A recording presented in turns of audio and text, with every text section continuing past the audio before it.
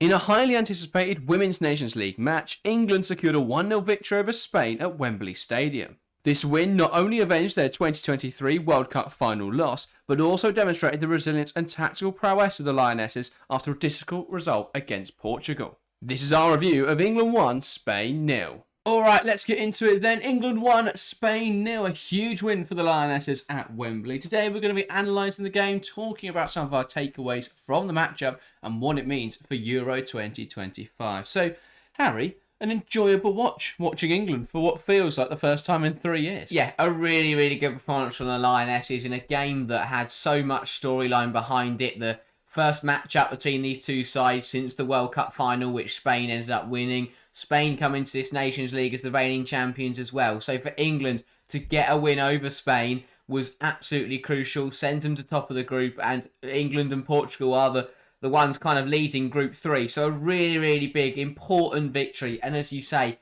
it feels like this England-Spain storyline is going to develop later on this year when we get to the Euros. So for England to draw first blood is a really, really promising sign for Wiegman and the team. But as you say, a really, really good performance. Exactly what you want to do on home soil against the team who currently hold all of the international trophies bar the Euros. So really, really good stuff from England. And I think there's an incredible contrast in the sentiment of the England team following the Portugal game and the sentiment now. After the Portugal game, there's a lot of despair, a lot of worry ahead of the Euros. I think after this Spain game, suddenly there's a lot of belief and a lot of confidence. And it just shows how reactionary we can be sometimes when talking on here. But I think the Spain game was a huge improvement. And I think the Portugal game was bad. Those two moments you can take in isolation. But what it does show is that there is still a bit of inconsistency, but that we did see game-to-game improvement, which is really important. And I think the Spain game was incredibly well coached. We spoke on on Monday actually, in our analysis of the Portugal game, that it wasn't the best coach game from Sarina Wiegman. No. The subs were a little bit too late. We were reactive rather than proactive. The tactics in the second half didn't really work, and Portugal then able to find a goal. This game here, though, very different. So let's start with that analysis then of the first half. Early pressure from Spain. They had a few opportunities. Lucia Garcia probably was the best one of all the game, actually, bar the England goal, of course, hitting the crossbar in the 12th minute. There was a real signal of their intent in the early stages for Spain, and that was a worry. Yeah, very much so. As you say, that first kind of 10-15 minutes was very nervy from England. It felt like that first section of this match had just followed on directly from the second half against Portugal. England looked...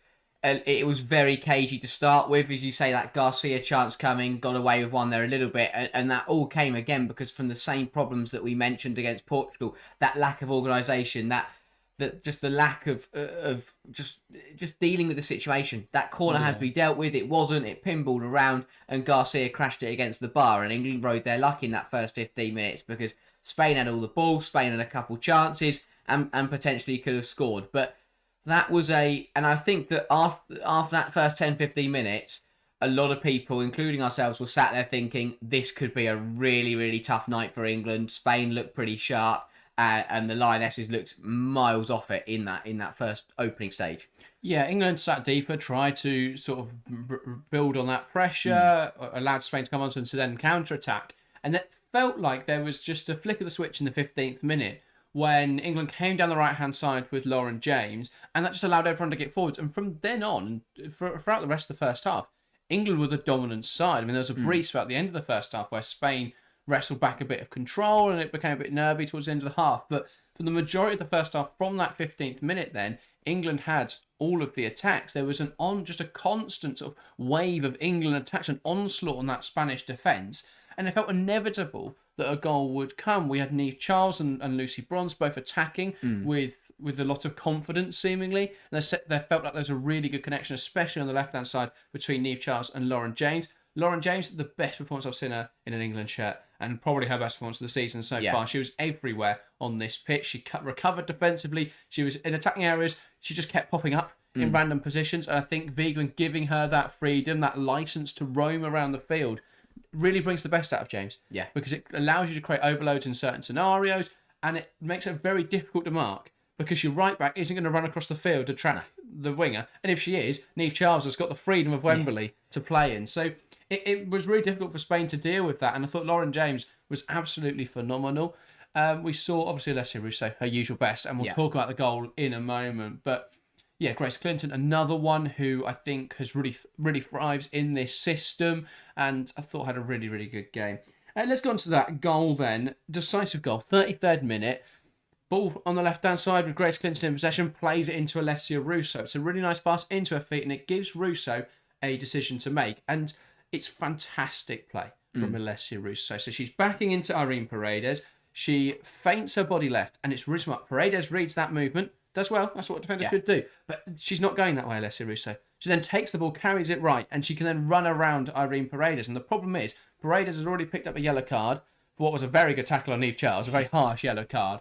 Poor call from the referee. But it was a really good burst away from Alessia Russo. Paredes couldn't bring her down because she was already on a yellow card, as I say. So Russo manages to get away with her. She gets a shot away. It is blocked, but it falls to Jess Park, who has the easiest goal she's ever going to score. Yeah, it's one of those where, as much as Park was was the one to put the ball in the back of net, the goal goes to Alessia Russo for me. It was absolutely superb because, as I say, Paredes didn't do too much wrong, yet there was nothing she could have done to handle what Russo did and the way Russo's been playing, and that speaks absolute volumes about where Alessia Russo's game is right now. That one of the best centre-halves in the world could have done nothing to stop her. It was an absolutely superb piece of movement, and she did very, very well. Unfortunate that her shot didn't go in, but as you say, deflected, fell to Park, and she poked it home. And credit Jess Park, she was right player, right time, managed to get it in, and she did also have a good game. So a goal, deserving of a goal, but really, really good from Russo. Just absolutely superb. A player that, because again,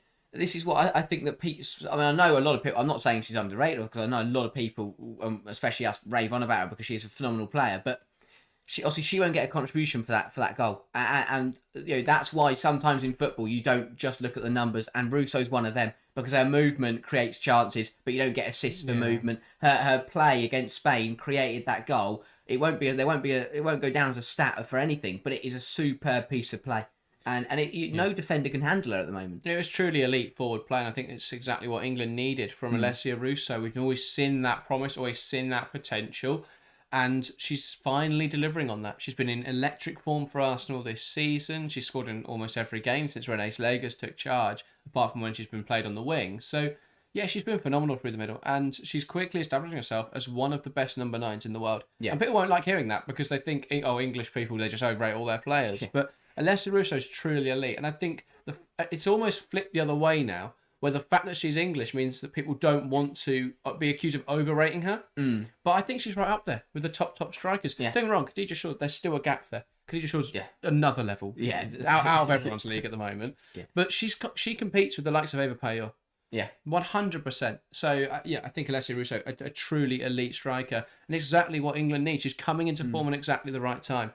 And if you consider the creative players around her that can create opportunities for her, the fact that she can do it herself, as proven in this game, it's going to be a really interesting prospect, Alessia Russo, this Euros. I think she's hitting her prime at the right time now. It's really exciting from an English perspective. The more impressive thing as well is the bounce back. To have I think last season it's fair, and I think this actually goes for quite a few England players in the squad. The Ella Toon's another big one. I don't think Toon played well here. I still think she was all right, but I think that for Russo last season, first season at Arsenal, she put up some decent numbers, but it wasn't the Alessia Russo that we saw the season before at Man United, and I think there was a lot of questions around her. Some of her Arsenal performances, some of her England performances, but this season she has bounced back incredibly, and this version of Russo is better for me. I believe that this version of Russo is better than the one we saw at Manchester United 2 years ago. And that is crazy to say because that version of Russo was absolutely incredible. The version of Russo that, helped England go on to win the Euros. But I believe that she is playing better than she ever has in her career. And that is, as you say, very exciting with the Euros only a couple months away. Well, at United, she was a very good finisher, a very good poacher. And that connection with Ella Toon was phenomenal, and that's why she was so successful. Then she moves to Arsenal, and that they don't play the same system. She can't rely on Toon to create chances, so there was a settling in period. But now that she's learned hold-up play and to bring others into the game, but also to turn and play in behind, she's now multifaceted. And I Yeah. think that's really important because she can make those runs in behind, or she can hold up the ball and bring others into play, or she can hold up the ball and spin a defender and run in behind. Yeah. She's got different dimensions to her game now, and that will make her an elite forward in my eyes. So yeah, very, very exciting prospect. And moving into second half time was that usual nervy, England are 1-0 up, Yeah. but we saw this against Portugal, we've seen it before, can England hold on? But the second half was a real masterclass in how to manage a game, both from the players and from the managers. From the manager, Serena Wiegman, we saw defensive resilience. Spain started to come forwards with a bit more consistency, a bit more intensity. But England's defence was phenomenal. And it's something you pointed out throughout the game, Harry, on our commentary, was the organisation of that England backline. For me, it was a massive contrast. Again, even from the first 10, 15 minutes in the same game where you had that messy corner, no one deals with it. Into the second half, it was absolutely phenomenal. The highlight for me was England bringing that line up, and it was, I want to say, around 65, 70 minutes where England jumped that line up. Everyone goes with each other. They catch the Spain player offside, and you see Williamson, Bright, and Bronze just applauding each other, and that is. It was such an even they knew it was an incredible organisation. They applauded themselves, and it was that kind of defending that got England through. It was bodies on the line. It was body on the line defending, and there were crucial blocks and people throwing themselves in front of shots. But it was organised and measured. It wasn't desperate defending. It was just strong defending, and I think there were some superb bits where Niamh Charles she looked like she was going to get outpaced by Pina and managed just to catch up to her and win the ball back. The one where Millie Bright tackled someone, managed to shield it back to Hannah Hampton, and then just flopped over and face planted the floor and took a minute to get her breath. But it was really, really good defending from England. And I think performances have been questioned. I think back to the Germany game this year, defensively, massive questions of the likes of Bright and Williamson and co playing for England. But again, this game just proving that on their day, they are an incredible unit, that defence. Yeah. And especially, the fullbacks also going forwards, but defensively as well. To have two attacking fullbacks in Bronze and Charles who are so good defensively as well is a very rare thing to have as a football team. It was one of Lucy Bronze's best ever performances across her whole career, which is testament to her because she's now into her 30s. You usually expect to see some decline. And I thought there was some decline at the start of the season. She came back. She didn't look good at Barcelona at the end of last season. She didn't look particularly good at the start of this campaign playing for Chelsea. But I do just wonder if coming back to the WSL has helped her refine that level. Yeah. Because this game, she looked defensively solid. She looked to be back up to the pace of the game. And it was in stark contrast with Ona Battier. And I think it does open up a question about the Spanish league. Because we saw Ona Battier, who was phenomenal in the WSL, getting forwards, getting back, a brilliant fullback. She's gone over to Barcelona, and that intensity seems to have dropped, and she doesn't look like the same player. We've seen Bronze come back from Barcelona to come play in the WSL, and she seems to have found that level again after 6 months now with Chelsea. So that does make me question that. And I thought Bronze was absolutely phenomenal. There was that poignant moment where Aitana Bonmatí is trying to shield the ball, and Bronze just kept running after her, and she forced it into a corner. Yeah. Which was a fantastic bit of play. And Bonmatí obviously flopped to the floor and tried to win a free kick, but got nothing for her efforts. And it was brilliant stuff from Lucy Bronze throughout that game. So, incredible. And again, we all know her attacking exploits, but to see that defensive side as well, the same goes for Niamh Charles, was really impressive. I think the whole back line showered themselves in glory. Millie Bright as well, got a lot of plaudits for her game. Yeah. Spain spent a lot of the time trying to come down their right-hand side, England's left-hand side. And so there was a lot of reliance on Charles and Bright to work together and to handle those attacks. And I thought Millie Bright was absolutely phenomenal. And again, alleviates those questions around her ability to play at this level. Yeah, I think that was really important because, there are questions around Millie Bright and Leah Williamson. You've still got, Alex Greenwood, who you think could come into this side. And of course, Maya Letitia, who a lot of people would argue is very much in that conversation. So there's going to be a lot of competition for places there, but I think Bright and Williamson really proved themselves to still be at that level. Yeah, and as you say, I think when you have such quality of depth in a squad, the starters are always under pressure. And as I said, I mentioned that Germany game. England were torn apart defensively, and it was really, really poor. And even you think when we beat South Africa, we still conceded a goal, and that's not the England standard that is meant to be set. Yeah. This game was a stark contrast, and just No one in that back four put a foot wrong. My highlight for bronze was the defending from the front. The amount of times it was going out for an England throw or for a Spain throw or a Spain goal kick,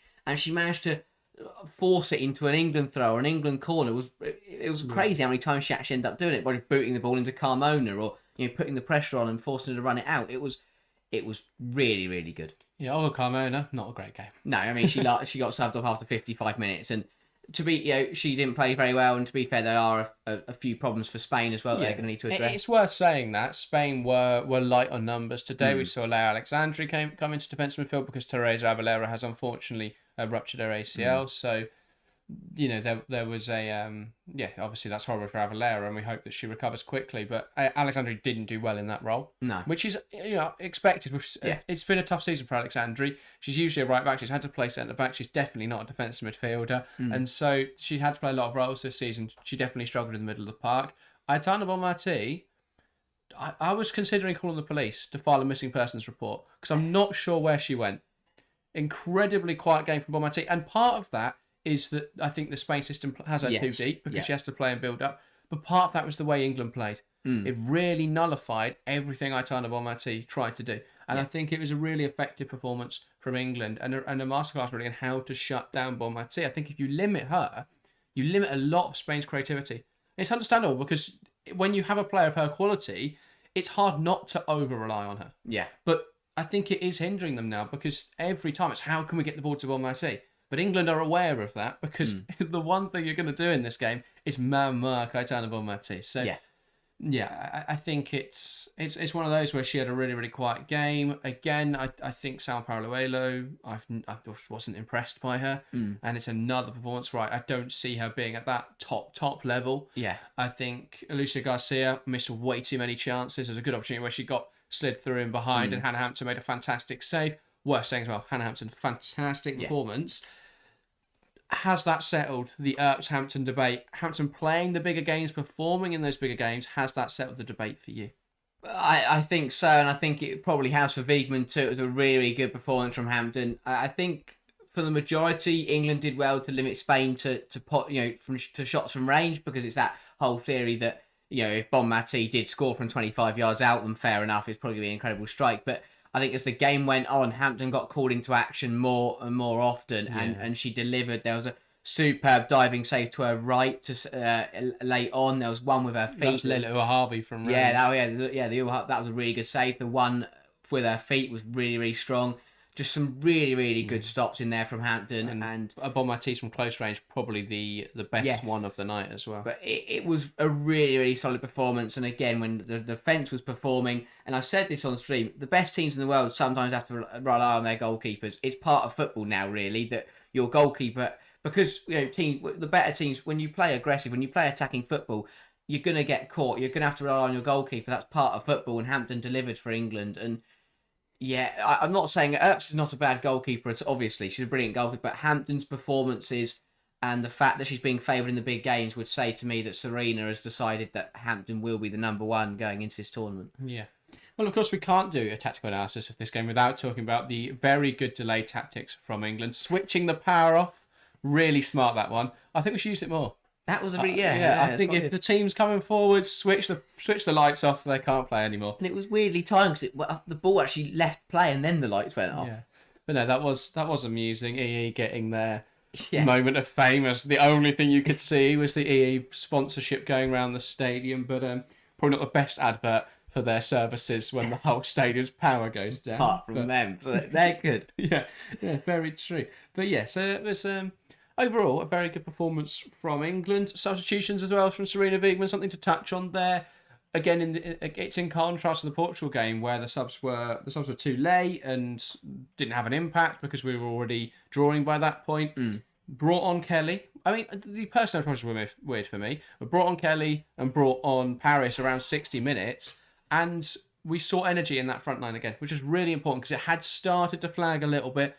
Brought on those two players, brought off Russo and Park, and that meant England could keep pressing with the same intensity. Yeah, at the end of the day, I think Wiegman went for experience. For half an hour, leading 1-0 against the world champions. I need two players that are going to bring experience, not do anything silly, and just run around and cause Spain problems. Kelly did well, came on and put a shift in. Paris is the big talking point for me. Absolutely brilliant when she came on.